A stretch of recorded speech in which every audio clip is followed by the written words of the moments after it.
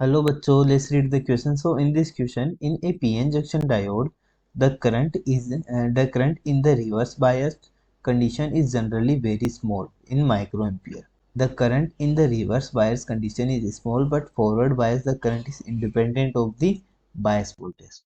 The reverse bias the current is strongly dependent on the applied bias voltage, and the fourth one is the forward bias current is very small in comparison to reverse bias current. ठीक है, तो सबसे पहले हम इसका की concept देखते हैं। ठीक है, तो यहाँ पर हम बात करते हैं पीएन जंक्शन डायोड की। ठीक है, तो पीएन जंक्शन डायोड क्या होता है। ठीक है, तो पीएन जंक्शन डायोड की बात कर रहे हैं तो उसका की कॉन्सेप्ट हमारा हो जाएगा पीएन जंक्शन। पीएन जंक्शन को समझते हैं। ठीक है, तो मान लो कोई भी हमारे पास एक पीएन जंक्शन है। ठीक है, तो ये हमारा पी पार्ट है, ये हमारा एन पार्ट है। ठीक है, ये हमारा इसका जंक्शन होता है। ठीक, अब क्या होगा जब पीएन जंक्शन डायोड फॉर्म होता है। ठीक है, तो यहाँ पर एक डिप्लीशन लेयर बनती है। डिप्लीशन लेयर बनती है यहाँ पर। ठीक है, अब अगर मैं इसको फॉरवर्ड बायस में कनेक्ट करूँ। ठीक है, अगर हम इसको फॉरवर्ड बायस में कनेक्ट करते हैं तो इसका जो पी पार्ट है वो बैटरी के पॉजिटिव टर्मिनल से कनेक्ट होगा। ठीक है, जो एन पार्ट है वो बैटरी के नेगेटिव टर्मिनल से कनेक्ट होगा। ठीक है, अब जब ये फॉर्म होता है तो यहाँ पर जो पी टाइप में जो होल्स है। ठीक है, जो होल्स है वो क्या करेंगे, एन टाइप की तरफ इस डिप्लीशन लेयर को पार करने की कोशिश करेंगे, और यहाँ पर जो इलेक्ट्रॉन्स है वो इस डिप्लीशन लेयर को इधर की तरफ पार करने की कोशिश करेंगे। इसकी वजह से क्या होगा, देखिए ये जो डिप्लीशन लेयर है। ठीक है, ये हमारी धीरे धीरे कम हो जाएगी। ठीक है, अब डिप्लीशन लेयर यहाँ पर क्या हो गई, कम हो गई। जो फॉरवर्ड बायस में जो हमारा करंट होता है। ठीक है, वो एक वोल्टेज के बाद मैक्सिमम हमारा होना स्टार्ट हो जाता है, इस तरीके से होता है। ठीक है, लेकिन अब बात करते हैं रिवर्स बायस की। तो देखिए जब ये डिप्लीशन लेयर हमारी कम होगी तो इससे क्या होगा, जो करंट होगा वो हमारा इजीली यहाँ से पास हो जाएगा। ठीक है, तो वोल्टेज के बाद ये हमारा मैक्सिमम वोल्टेज यहाँ पर करंट हमारे को मिलेगा एक सर्टेन वोल्टेज के बाद। ठीक है, अब बात करते हैं रिवर्स बायस की। ये हमारा हो जाएगा फॉरवर्ड बायस में। अब रिवर्स बायस में क्या होगा, जो इसका पी टर्मिनल है वो नेगेटिव से कनेक्ट हो जाएगा। ठीक है, तो इसको हम नेगेटिव से कनेक्ट कर लेते हैं। ठीक है, और ये जो एन है इसको हम पॉजिटिव से कनेक्ट कर देते हैं।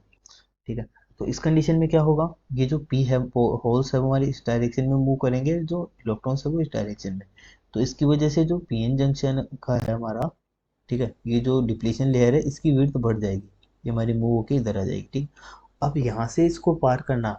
ठीक है, वो करंट का वो थोड़ा मुश्किल हो जाएगा। ठीक है, तो इसमें क्या होगा, करंट हमारा क्या हो जाएगा, इस तरीके से नेगेटिव में जाएगा, एंड एक सर्टेन टाइम के बाद ये हमारा यानी कि नेगेटिव में चला जाएगा।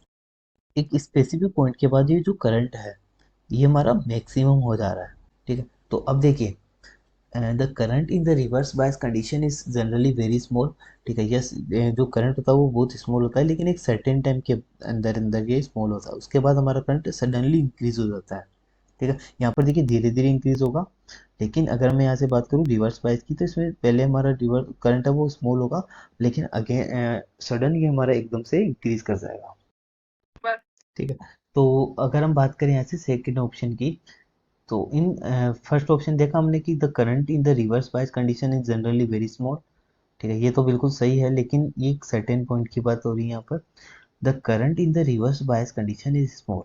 ठीक है, यस, हम देख रहे हैं यहाँ पे तो कंडीशन हमारा जो कंडीशन होगा रिवर्स बायस में वो करंट हमारा स्मॉल ही होगा, लेकिन the forward bias current is independent of the bias voltage.